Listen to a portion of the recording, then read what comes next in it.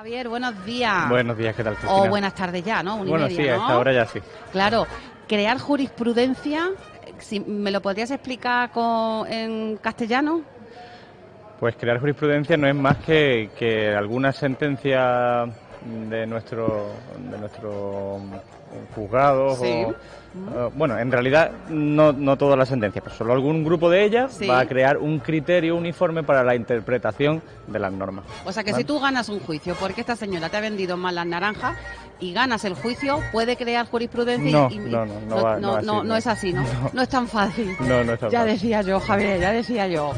Oye, enhorabuena porque tenéis en Facebook, la verdad, ponéis información muy interesante, además siempre señalando la fuente, reenviando a la página donde está esa información, y vosotros hacéis vuestro juicio de valor.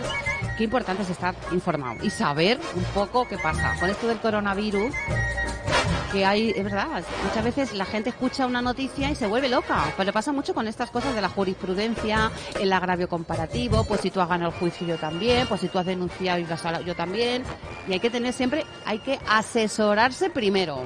Intentamos acercar el derecho y algunas noticias de actualidad a la población general para que se vayan informando y que se informen el que quiera y tenga más interés, que se informe de una manera adecuada y no a veces huyendo del título sensacionalista que tenemos Correcto. normalmente. Entonces tenemos una suerte porque estamos asesorados, pero vamos por los mejores, por los mejores.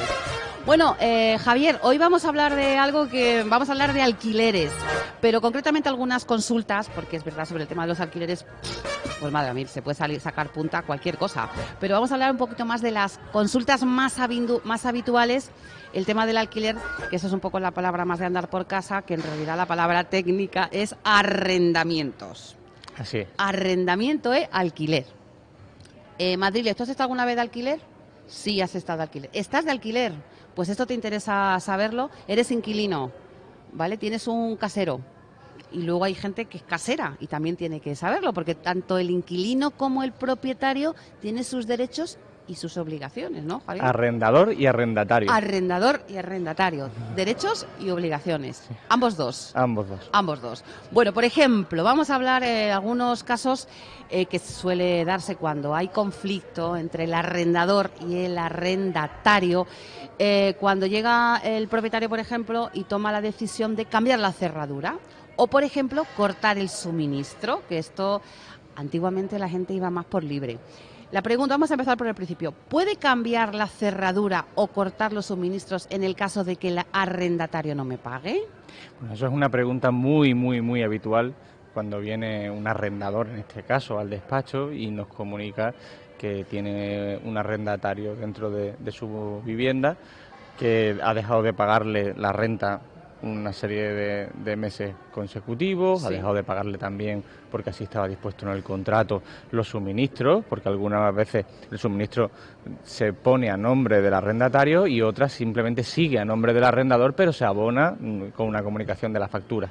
Pues ha dejado de pagarle todo eso y en tanto en cuanto esta persona se ha puesto en manos de un abogado para saber qué posibilidades tiene, ¿qué puede hacer? Claro. Qué posibilidades no tiene, pero entra en una desesperación que nos llega a veces en muchos casos que ese dinero lo tiene que utilizar para pagar una hipoteca o alguna cosa así y nos vienen, ¿qué puedo hacer? ¿Qué puedo hacer? Yo puedo cortarle, porque si no me paga la luz. Estamos hablando, ahora mismo nos estamos posicionando en el lugar del propietario, claro. El que tiene arrendada pero esa casa. Nos vienen los dos, es decir, es más habitual que nos venga con el cabreo el arrendador diciéndonos que yo no puedo no puedo afrontar los gastos que está, porque imagínate, los suministros sigue gastando la persona que está dentro. Claro, este señor no me paga el alquiler, lleva 4 meses, 5 meses sin pagarme el alquiler, me sigue viniendo el recibo de luz. De luz, y de agua, gas. Y si no me pagan no lo puedo pagar, ¿qué hago? Claro.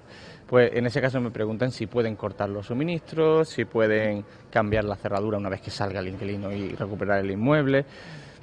Además, este tipo de noticias que le afecta mucho, algunas noticias que hay en la tele, donde hay empresas que se dedican también a esas cosas y parece que lo hicieran por la fuerza, aunque luego no es así. Y entonces nuestro consejo siempre es que no puedes hacerlo. No puedes hacerlo. Lo único que tienes que hacer es empezar los trámites legales para desahuciarlo. ¿Vale? A ver, no puedes hacerlo, no puedes ir a la compañía de luz y cortar y cortar el suministro, o decirle al compañero que lo dé de baja. Pero ¿qué pasa si yo dejo de pagar el recibo? Me empiezan a venir recibos de vuelta. Yo no estoy cortando la luz, yo estoy dejando de pagar el recibo porque no tengo dinero. Podría considerarse que es también que también lo estás cortando tú por voluntad. Pero tú puedes demostrar que no tienes dinero. Esas son las preguntas que siempre se me vienen. ¿Y si hago esto? ¿Y si hago lo otro? Y entonces ya cuando yo ya saco la palabra, que es la que le enseña la bandera roja, que es que esto es un delito. Que ya no nos estamos encontrando frente a un procedimiento civil, donde al final si pierdes pagas una cantidad, ya estamos encontrándonos frente a una figura delictual que es el delito de coacciones. Y así lo pone el Código Penal. Porque se entiende ya, la justicia ya de por sí entiende que es una coacción. Si yo soy propietario, vamos a intentar buscar la vuelta, sí. Javier, yo soy propietario y yo demuestro, antes me voy a un juzgado, o sea, ¿qué procedimiento tendría que hacer para advertir a la justicia de que yo no quiero producir una coacción, sino simplemente tengo un problema real que puedo demostrar, que no tengo ingresos económicos y puedo demostrar que no puedo pagar ese recibo? Pues probablemente te tendrás que defender en un juzgado penal. Si me denuncian. Si te denuncian. Claro, y es habitual, la gente también, el arrendatario también se asesora, es decir, también viene y en muchos casos no está de acuerdo con algunas cosas que ha hecho el arrendador y corta los pagos, por ejemplo, o alguna cosa así, y vienen a asesorarse. Mira, es que me quieren echar de esta manera, o quieren hacerme esto, o es que en realidad sí están pagando, pero quieren subir la renta y saben que no tienen derecho a subirla, y empiezan con cortes de luz. Hombre, me da un poco la sensación que el propietario de la vivienda legalmente está muy atado de pies y manos. Sería o sea, ¿qué consejo tú como abogado le darías a alguien que tiene una propiedad que la quiere poner en alquiler? ¿Qué consejo le darías? Yo, por ejemplo, a mí lo que se me ocurre es decir, yo te alquilo la casa, pero lo pones a tu nombre, el recibo de luz, con lo cual si tú dejas de pagarlo te lo cortan a ti. Eso es algo muy habitual, es decir, se pone el contrato de suministro, además se le hace que tenga la obligación, si empieza el día 1, por ejemplo, que tenga la obligación del 1 al 7 de poner el servicio de suministro de tanto teléfono, luz, agua, gas, que se lo ponga todo a su nombre. Pero luego ahí también tenemos el problema de que a la hora de cambiar el suministro pudiéramos tener algún tipo de problema, ¿vale? Pero en principio sí es algo muy habitual y muy cómodo, porque ahora ya te evitas una cantidad que podría estar en tu... Porque lo que tenemos también un problema con los juicios de desahucios, y eso todo el mundo debería de saberlo, es que en el momento en el que se produce un impago, salvo que sea porque hay algún problema entre los dos y hay algún entendimiento que no ha llegado a buen puerto, normalmente dejan de pagar y ya no hay manera de que vuelvan a pagar.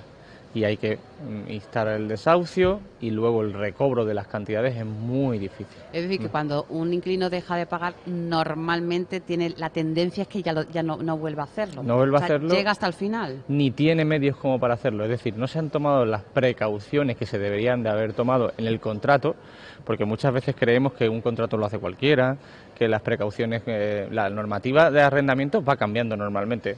Yo me encuentro con contratos hechos hace poco donde la normativa está obsoleta y va en contra de lo que pone la norma. ¿Pero se mantiene? O sea, si cambia la norma también, inmediatamente también cambia ese contrato. Todos los contratos a partir de la entrada en vigor de la norma, que tiene una fecha, cambian. Es decir, si tú haces un contrato creyendo que el contrato es 3 años de prórroga obligatoria, pero ahora cambió a 5. Yo me encuentro todavía contratos de 3 años firmados después de la entrada en vigor de la norma. ¿Y qué es lo que prevalece? La norma sobre el contrato. Claro, porque estamos en arrendamientos para uso de vivienda. Correcto. Entonces ahí lo primero es la ley de arrendamientos urbanos, luego viene el Código Civil y luego ya por último la voluntad de las partes. Entonces, ¿ya no existen los contratos esos antiguos? ¿Cómo se llaman aquellos contratos que cuando había algunas viviendas por ahí, sobre todo en el centro de Málaga, de renta antigua? Sí, a esos contratos no existen porque la normativa fue cambiando y además cada normativa cuando iba cambiando se le fue dando una solución para finalizar con esos contratos, ¿no? Eso te daría para un día entero de cómo... Bueno, pues otro día hablaremos de eso, pero ahora es claro, tú has dicho la palabra delito y se me han puesto los vellos como escarpias, porque para saber un poco realmente qué criterio se sigue para saber realmente si lo que vamos a hacer es corte de suministro o cambio de cerradura, si será delito o no. En principio es el mismo sentido común, es lo mismo que estamos hablando ahora mismo. Es decir, si tú lo que quieres es restringir la libertad del inquilino, en este caso arrendatario, o bien lo que quieres es doblegar su voluntad para que se salga de ahí, pues ahí empezamos a tener ya principios de ser un delito. Ahí es donde empieza ya o sea, la los coacción es un tribunales delito. Sí. Bien. Claro, es que yo no quiero coaccionar, yo quiero que me pague. A mí me parece, realmente me parece injusto obligar a una persona a pagar el recibo del consumo de luz a un señor que por los...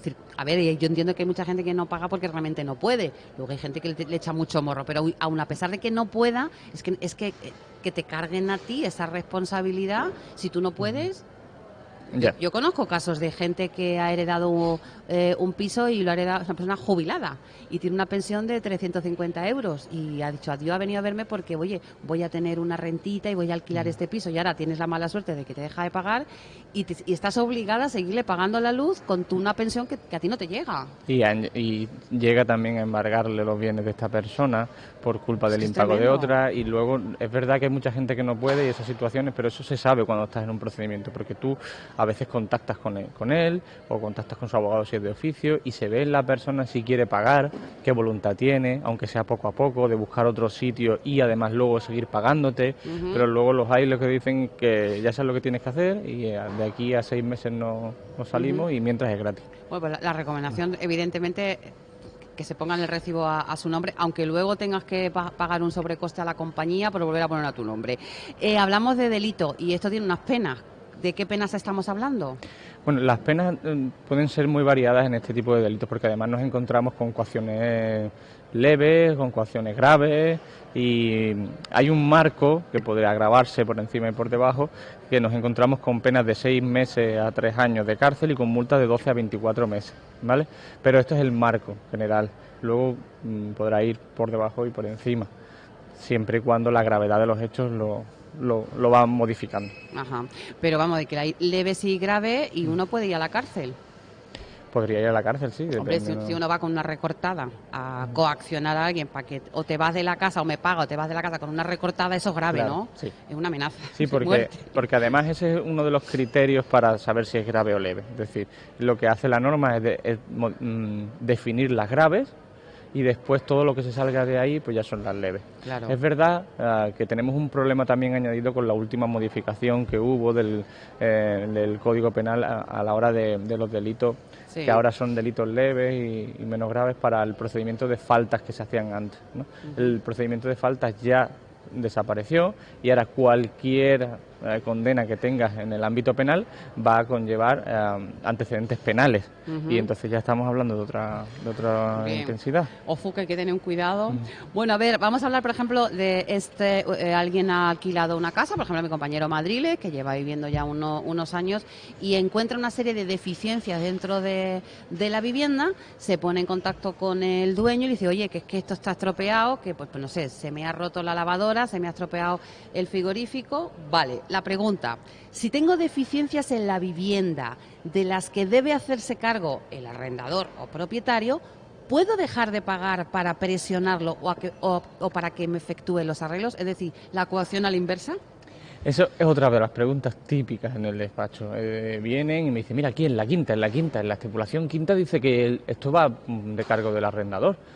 Sí, sí es cierto. Pues vamos a hacer lo posible para que esto se lleve a cabo.